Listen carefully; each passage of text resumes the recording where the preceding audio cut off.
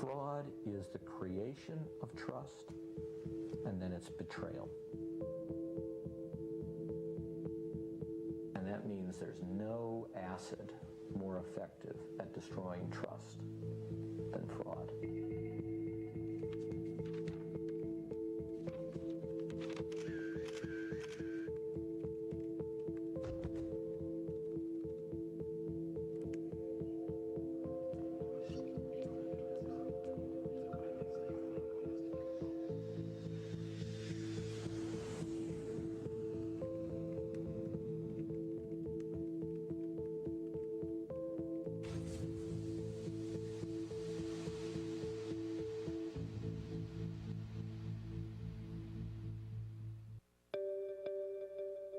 Do you solemnly swear that the testimony that you will give in this hearing will be the truth, the whole truth, nothing but the truth, so help you God? I do.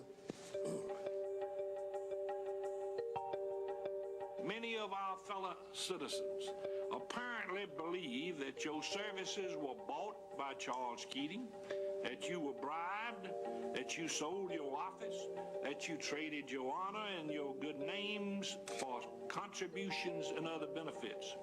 Many of these same people also apparently believe that your action, and perhaps the actions of other senators and congressmen, were solely responsible for the saving and loan failures of scandalous proportions.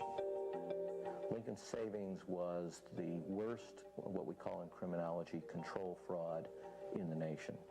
That means a fraud run by the people who controlled the organization.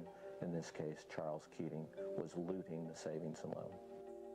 Keating was a not very effective real estate developer who was brought in to acquire Lincoln Savings and Loan by Michael Milken. Charles Keating was and is a very nasty, fraudulent guy. His reputation was, quote, for buying and selling politicians, unquote. One of the people on this list was then Representative McCain. Of the 5 senators here before you, Senator McCain had the closest personal friendship with Charles Keating. They were confidants, they were mutual political supporters. Of course, the money flowed one direction from Charles Keating to then Representative and eventually Senator McCain. Over 3 campaigns, including his 1986 Senate campaign, John McCain received roughly $112,000 from Mr. Keating, ACC employees, and their families. He was someone that McCain took much the advice from on how you should regulate, or in this case, not regulate, savings and loans. Senator McCain also was the only one who received personal as well as political benefits from Charles Keating. The unique aspect of this relationship between Senator McCain and Charles Keating extended to the family. They're personal friends. Keating flies him down multiple times to the Bahamas at Keating's expense. Keating doesn't simply fly Senator McCain, he flies Senator McCain's wife as well, and the kids, and this one I really like, the babysitter, so that you can make it a real vacation. In 1984 and 85, then Congressman McCain wrote several letters to Chairman Gray and White House officials urging them to postpone promulgation of the direct investment rule. Then Congressman McCain also supported a resolution to delay the rule. There is evidence that Senator McCain did so at the urging of Mr. Keating or other representatives of Lincoln. Now, the second thing, only in America that you will have a criminal become a candidate for the highest office in the land. McCain was a Keating boy. Charles Keating, for those of you who were not old enough back in late 1980s, like 85, 86, 87, something like that, when Charles Keating very much looted the savings and loans that the government had to go in and bail out. Senator McCain at that time was Congressman McCain had the closest personal relationship to Charles Keating. He is a criminal. He should be in jail, not on the campaign trail. Ladies and gentlemen, this is not America that, America is changing so fast and you're not. The country is changing and you're not. You still believe in these people in Washington. You still believe in the system. The system is not working because the system is not the same system that the Constitution put out. It's very simple. We have criminals. This guy is a criminal and he wants to be the United States president.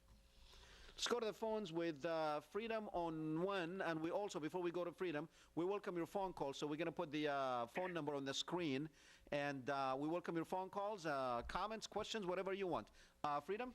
Hello, Dr. Talal. I want to thank you very much for playing the Brad Sherman speech when he was on the floor of the House of Congress, because President Bush last year, you and Tom let the people know that President Bush in 2007 signed PD 51, Presidential Directive 51, that gave the president the right to not only declare martial law, but also to put the troops in the street here in the United States of America, you know what I mean, thereby negating the Posse Comitatus Act. So you and Tom warned us of that way last year, and I want to thank you, Dr. Talawi, one more time, and I just want to say this.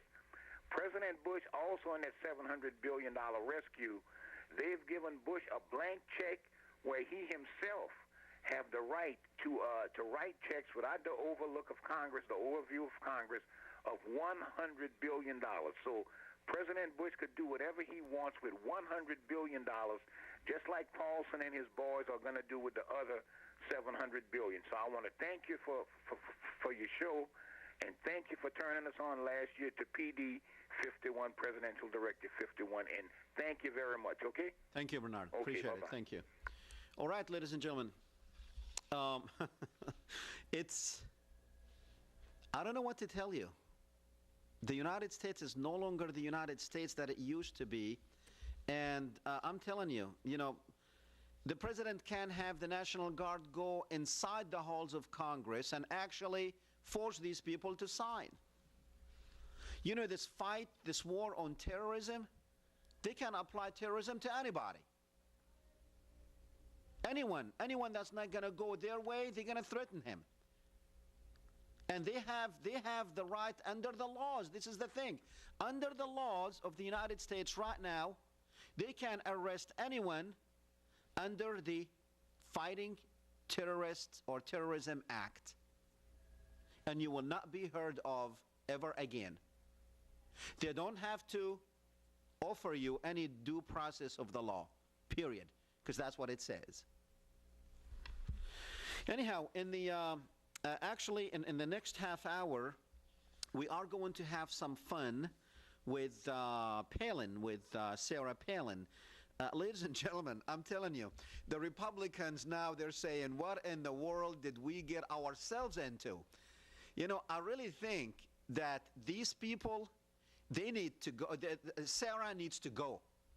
Sarah needs to, she needs to resign. We're going to play a couple of clips where Sarah, but we're going to go to the phones first. But, this woman is a bimbo. This woman doesn't know anything.